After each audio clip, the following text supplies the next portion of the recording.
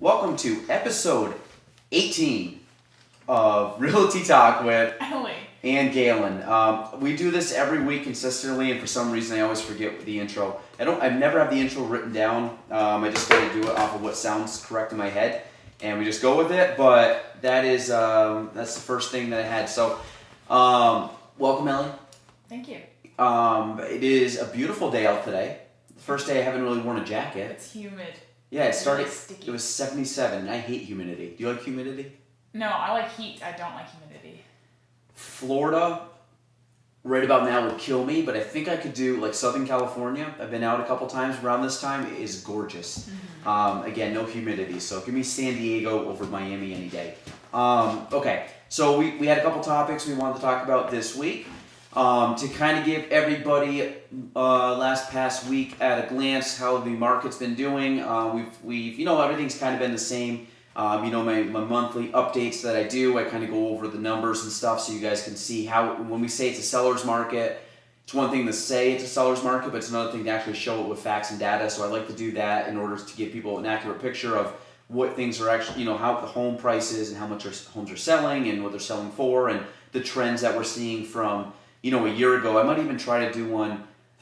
I haven't done one, but maybe I'll try to do like a midsummer one where maybe we can compare the last 5, 6, 7 years and kind of do a chart and see how it's progressed up. I have to get my statistical knowledge back out from high school, but we'll see if that comes back. Other than that, the market's picking up a little bit in the sense of, we're seeing more listings come on. I still think and I haven't ran the numbers out in the last few weeks, but I still think we're at a very low amount of inventory, but as naturally when the nicer weather comes out, so do more homes. So that will be my topic in a little bit. I will go over a couple things for sellers, things to kind of think about and do prior to listing. And Ellie topic, which I think will be great today, is Ellie is almost 5. Well, you're 5. This is your 5th month. Yes, I'm a little over 5 months now. Okay. Because, I think it was like January 13th or something like that when I. We'll be about 5 months. Yeah. January. So Ellie's now.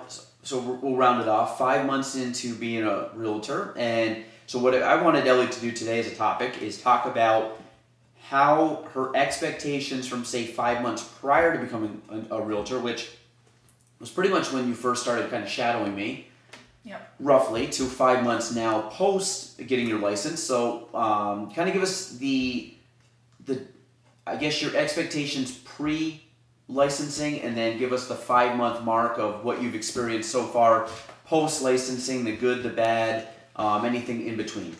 So looking back on it, the way it is should be exactly how I expected, but it's not. Because obviously, you have different expectations based on TV or even Instagram. If you follow different realtors on Instagram, things look very different than they are. Also considering a lot of the realtors I follow are in California, and obviously that's a different world. But so I expected it to be similar to how it is as far as what I do day to day, making calls, cold calling people and whatnot. I expected myself to be a little busier though. I just kind of thought, well, I'll just, I'll call people and I'll get leads and I'll go forward from there. If I'm calling 20 people a week, I've got to be showing a lot of homes and selling a lot, right? No. So I've haven't been that busy at all. I mean, I'm busy making calls every night. I probably spend about 20 to 30 hours a week doing real estate related stuff, but so far it's really just investing in people and investing in myself, and not so much out showing homes and doing closings and making contracts and all the stuff that I thought I was going to be doing 5 months in. But I mean, it's good. It's not as, I was a little intimidated at first. I thought it was going to be harder than it is as far as, I guess, complications. I thought it was going to be more complicated than it is, and so far it's not too bad. But I also have, you to help me out whenever I have any questions and whatnot. It'd be a little scarier if I was alone. Well, so a couple things I want to ask you. So you kind of hit the nail on the head. It is, real estate's very easy to get your license. There's not like you don't have to go to college. To be honest, the test is easy. The hardest part is just sitting down for the course, which is 75 hours. But overall, it's a very easy barrier of entry to get in as a realtor. And real estate itself is not complicated, meaning start to finish is not complicated. X and O's, 8-step A, B, C, D. Obviously, there's a lot of nuances and things you have to understand within the business. But at the end of the day, contracts and laws and how that all works out is pretty black and white. The hard part, as with anything, and especially in real estate, is you're dealing with people. Mm-hmm. So I think that in order to really be a great realtor, you have to understand people. You have to understand human psychology. I find that my levels of relationships to people, meaning I'm really adaptable when it comes to the person, meaning I can have a conversation with, person A, person B, and person C, and they are 3 different personality types. They are 3 different, some I got to use a little bit more, care and caution with. Some would just want it straight. Some are long-winded. Some are very quick and to the point. And you adapt to all these things. And what I am able to find is that by understanding people, by building relationships, by, promoting myself and my successes and my involvement within the real estate field and also within the local business scene, I'm able to, build up, basically people that want to work with me because they see the value in what I can bring. But as I was telling you from the start, this is my 9th year, and my beginnings were much like yourself, meaning I would contact 1 or 2 people a day, and I just kind of sat there and was like, okay, well, when are the offers gonna come? When do people want to look at homes? When is somebody gonna call me to list the property? And I think I try, and I'm sure you can vouch for this, and anybody that's coming on the team, is that I'm extremely realistic when I'm talking with people. Where, like you said, you had this kind of this world that you were going to jump into, and we were HD TVing it and $1 million listings and all this stuff. And at the end of the day, people got to realize that real estate's tough to break into. Yeah. And even those people you see on the TV shows, they're not brand new agents. They've been doing it for a while. And I find that I'm just now to the point where I really have a good handle, I believe, on real estate. And that's, 9 years in. And I think hopefully with me allowing you not to have as much screw-ups as me and the learning curve, that you can maybe do what I'm doing in half the time, which would be phenomenal. But it's still, as I tell everybody that's coming on, you have to commit for 3 years, meaning like you 5 months in, it's not, hey, I should be, I'm like, nope, you're right where you should be at 5 months in. And I think at this point in time, you are just establishing yourself as an agent. You're getting your name out there, you're meeting people, you're establishing relationships. I'm very big on every person I talk to, to me is a future client. Yeah. Every person I talk to, meaning it could be somebody. This has happened before, and I kind of love it because I use it as kind of like a mini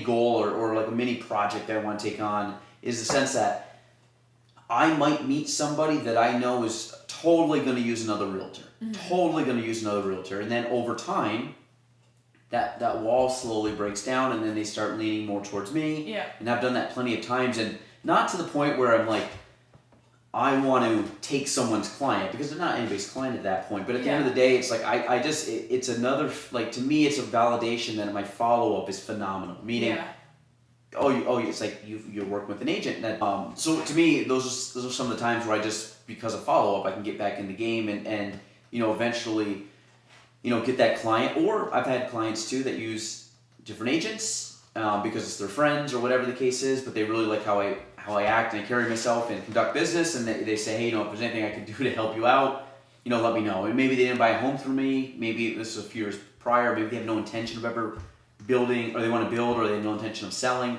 I've had some of those too, which is cool, because at that point, basically they're endorsing you without, they're endorsing you at that point, which is pretty cool. And I think for you, you're really starting the beginnings of that, meaning you're, no offense, nobody's endorsing Ellie Gent realtor yet because you haven't done No. anything, you know, and you Except haven't. me, Brittany. And your friends and family and Yeah, stuff, yeah. and but it's different too. You don't live around here, or I say live around here. You do, but I your couldn't grow up around here. yeah, your family doesn't, and you know, I think over time you will get your name out there, and we've talked about this before. You try to have good relationships with other realtors because majority of the realtors I've dealt with more than once, and I will continue, especially the ones that are super active. I will be doing multiple times a year, and I want to have a good relationship with them also, and I try very hard to keep those relationships as solid as I would with my clients. And I think that's the thing for you is, right now you're laying the groundwork, and I think one of the it's a quote over on my desk. I forgot the exact thing, but basically it's kind of like a Rome wasn't built in a day type thing, but it's something about building.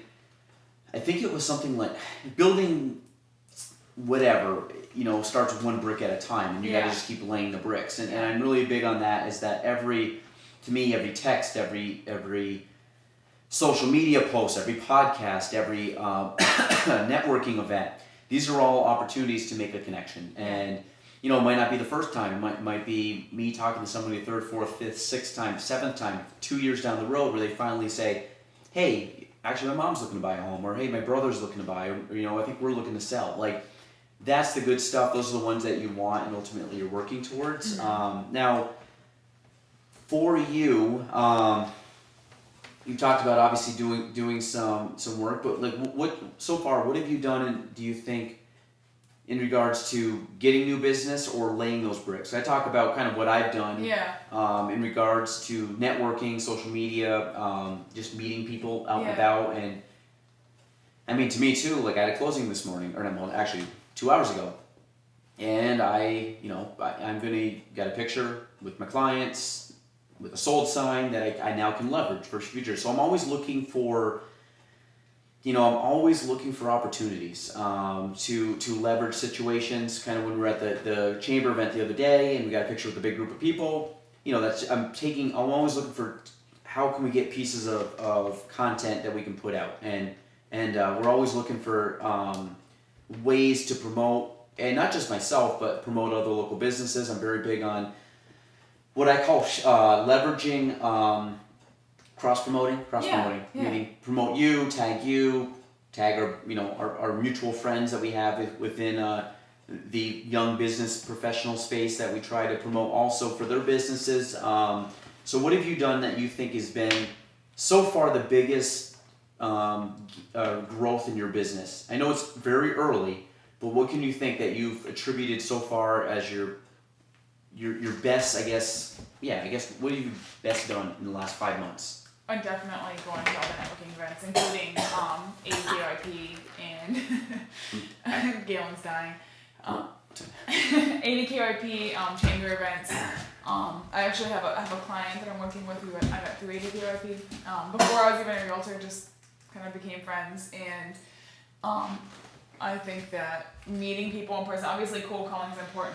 I get a lot of leads because your dad sends me Tammy's leads too, because she asked him to, and you send me a lot of leads, so I'm calling probably about 6 people a night, just cold calling for the most part, because usually they don't answer the phone. But in person, meeting people in person, I think has been the most important thing, because now I see people and they're like, oh yeah, like I remember you, and that's the first step. Yeah, being remembered. That and like I said, you're active on social media, which is good. I mean, the same thing when you talk about calling people, like, I've gotten to the point now in 9 years, it's tough for me to call people because I have enough people that I'm dealing with now, which is good because that's what I ultimately want, because I want you to now get that overflow of business, because that's going to help you grow.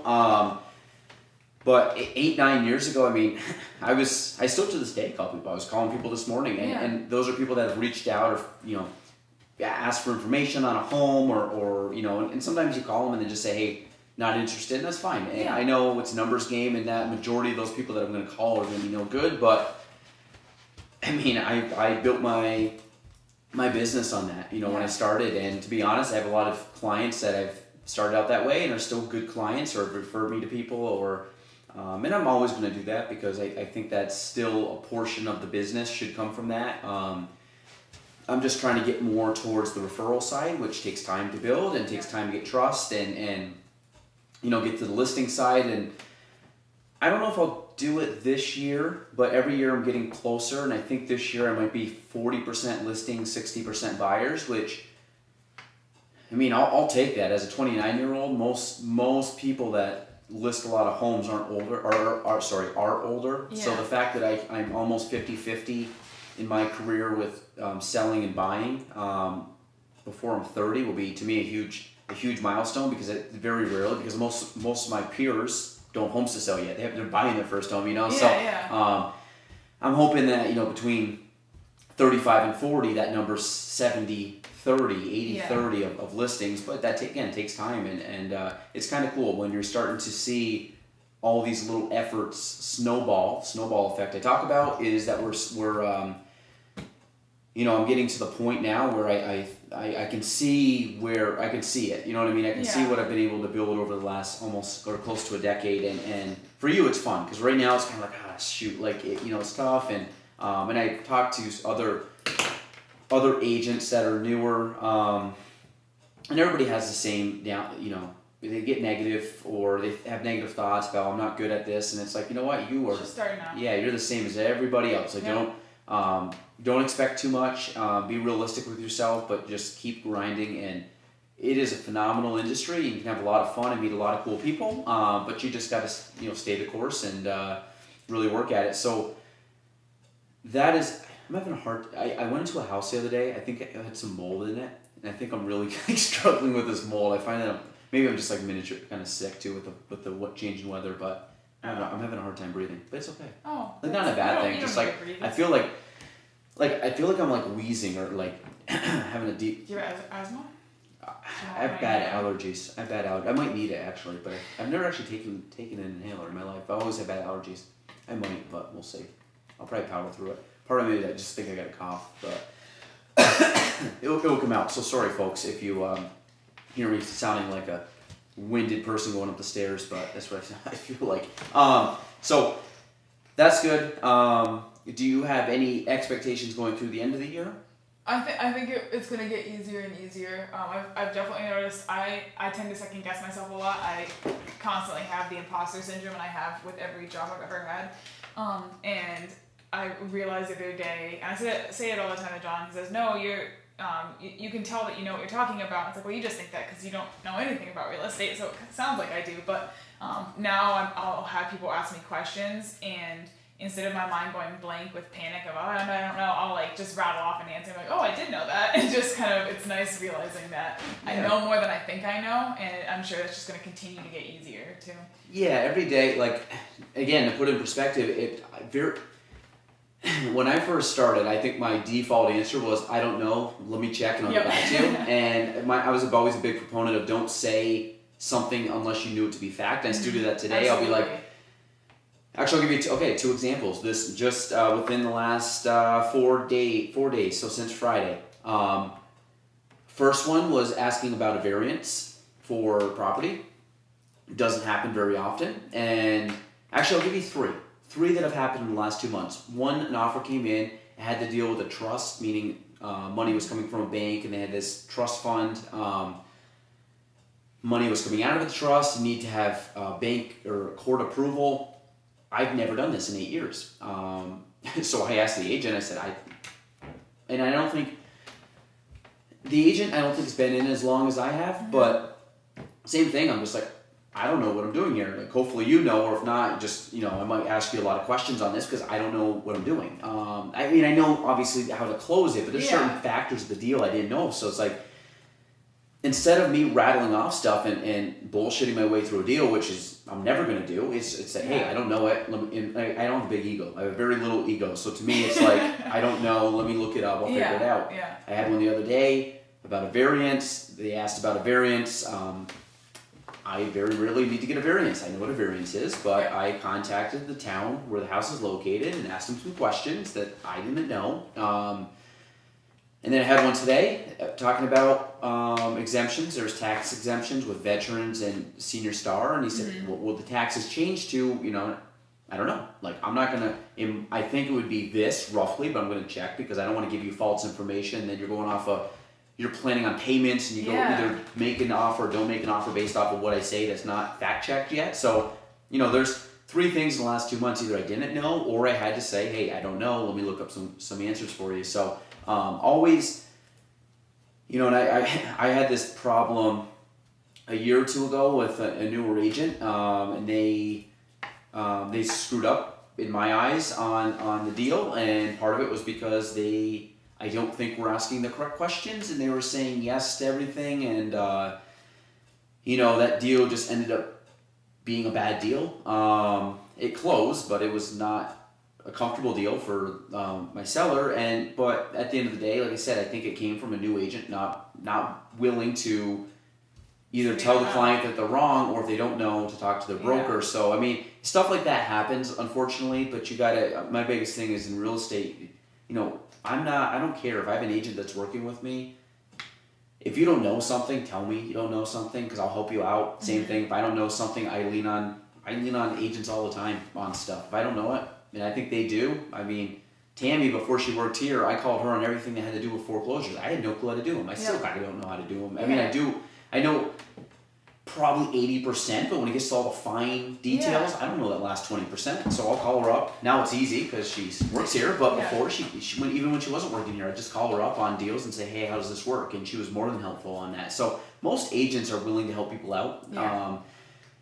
It's a very weird industry because a lot of us work at different companies, but at the end of the day, we're all co-workers, because you have to work with each other in order to get deals done. Absolutely, Again, we talked about earlier in the show, I have a lot of agents that I wouldn't say friends in the sense that we hang out on the weekends, but friends in the sense that if I see them out, we're hanging out, or I can go to an event and sit down and chit chat and have a beer with them, and or go to a networking event and talk to them, and I like that aspect.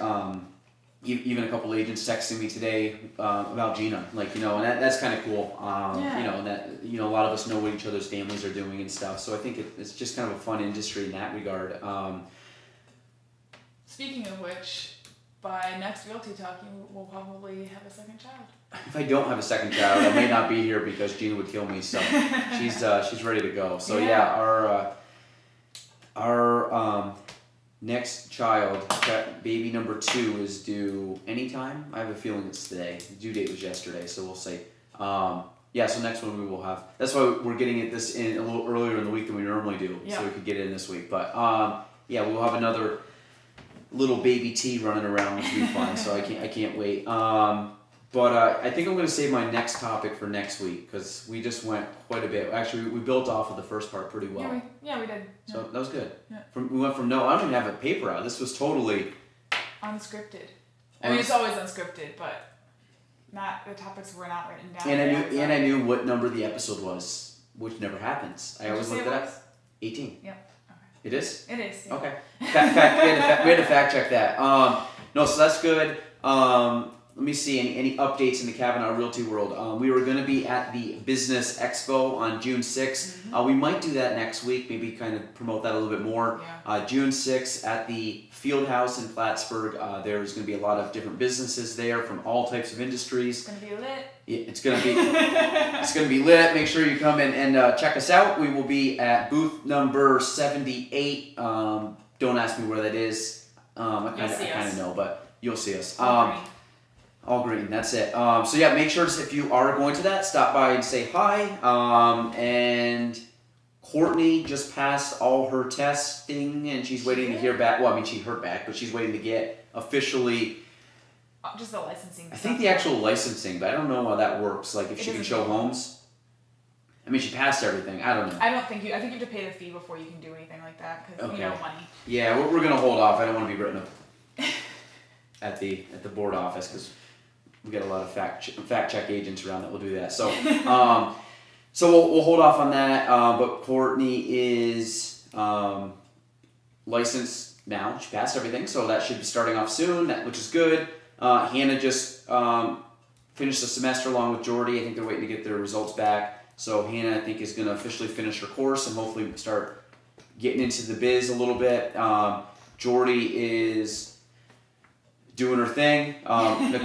Nicole is now on full time basically since Dad retired, which is great. And not official, but semi-official / super excited is if anybody's ever been to my office, this will be my office for about another week and a half. And then we are moving locations, which we will verify for everybody probably in 1 to 2 Realty Talks. So stay tuned for that. But we are growing, which is great, which involves needing more space. So that is a huge, long time coming. So I'm super pumped. That's been probably 4 years in the making. So it's here. it's cool. So that's all good stuff. So anything else? That's kind of the rundown of all good real estate stuff. Yeah. Anything else you want to add? No. Okay. So we will end there. We will see you guys all next week for episode 19. But this has been episode 18 of Realty Talk with Ellie. Ian Galen. See you next week.